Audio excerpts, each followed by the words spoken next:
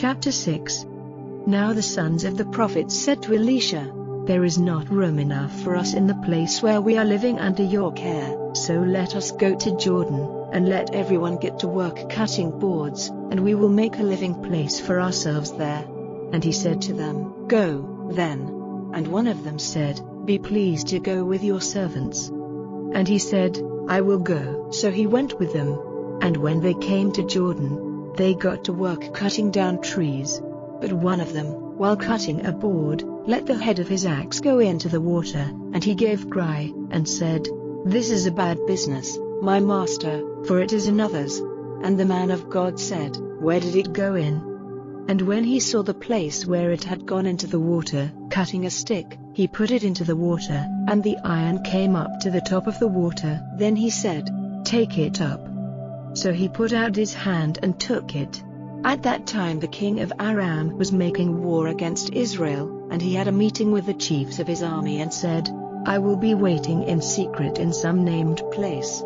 And the man of God sent to the king of Israel, saying, "Take care to keep away from that place, for the Arameans are waiting there in secret."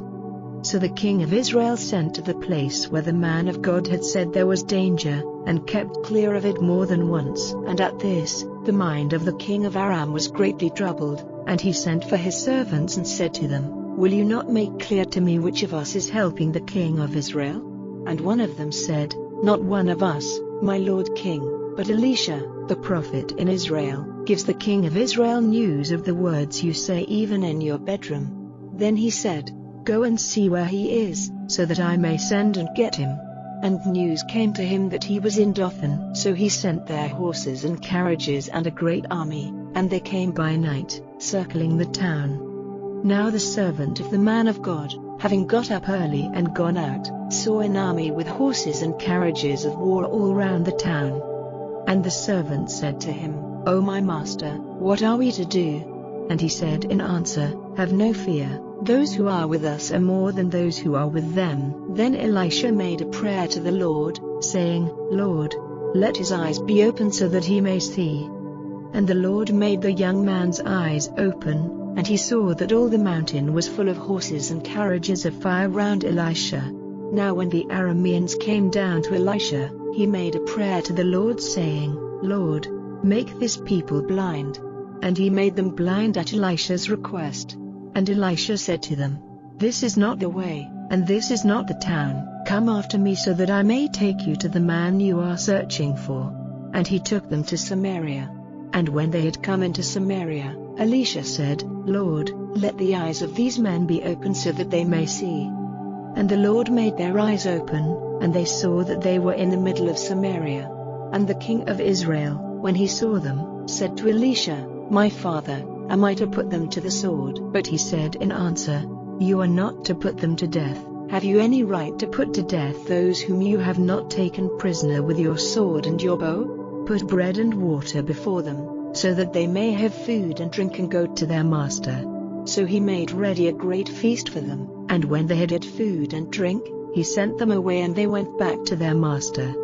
And no more bands of Arameans came into the land of Israel. Now after this, Ben-Hadad, king of Aram, got together all his army and went up to make an attack on Samaria, shutting the town in on all sides with his forces.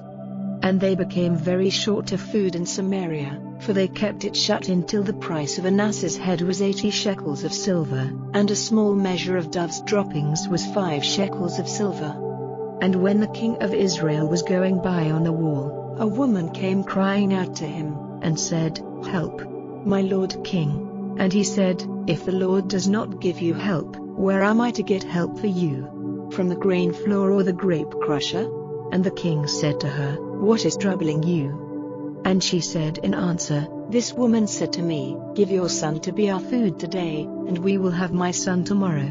So, boiling my son, we had a meal of him, and on the day after I said to her, 'Now give your son for our food,' but she has put her son in a secret place." Then the king, hearing what the woman said, took his robes in his hands, violently parting them, and, while he was walking on the wall, the people, looking, saw that under his robe he had haircloth on his flesh.